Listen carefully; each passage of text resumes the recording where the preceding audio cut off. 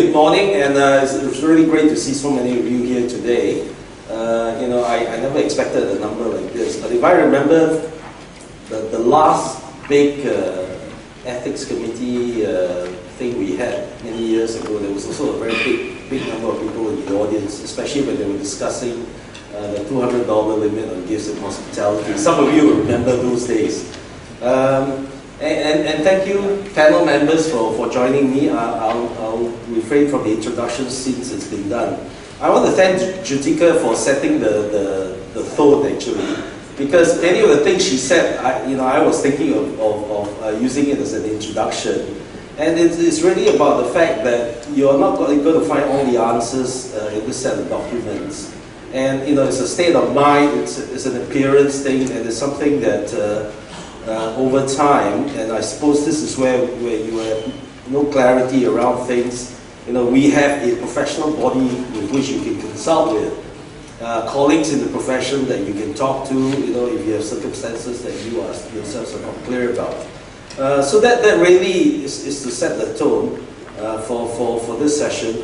What I really want to do this morning is to start off with some perspectives from everybody on the panel on their thoughts about the code, and then really leave it to you in the audience to give your comments, any particular questions you have.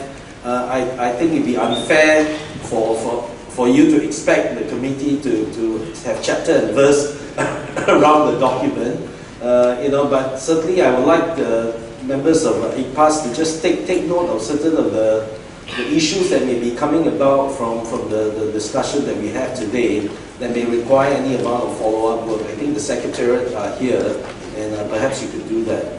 So I'll kick off proceedings by perhaps starting with our regulators, David, who's representing ACRA. Just give us a sense of the evolution of this and where do you think we are, and what are your perspectives of it.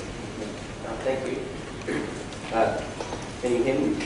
I was listening to Dr. Khan's speech earlier, and I think it's quite a profound thing that the international profession has managed to develop this code of ethics. We were discussing this morning. I think not many other professions can achieve this when you consider how many countries and how many people are involved, and it's something that also not only the profession but people looking over the profession have agreed to. So this is quite an achievement, and I think it should give people in Singapore a lot of confidence in the code, and also public accountants and members of the class using the code should have confidence in it. Having said that, there's probably still some development to go. IFAC have just released, in fact, a new version which will come into play in 2011. But as well as those changes, it will be important to see how this code works in Singapore. So at ACRA, we'll be really interested to hear how you are finding applying the code.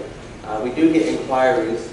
We can't always tell you yes or no, but it's still very interesting for us to hear these inquiries so we can see how this thing is actually working in practice. So I'm looking forward to when this comes into play, to hearing how you are able to use it.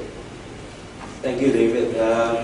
Let's move to a lawyer. We've got a very good cross-section of panelists. We have chairing our CFO committee, and Gimtek is also an ex-CFO of a listed company. So hopefully he gives perspectives around how it applies to public accountants in business. So Gimtek, maybe some of the Okay, I think, thanks. I think this is a very good question. Personally, I'm quite pleased with it because in the past, there is no Part C.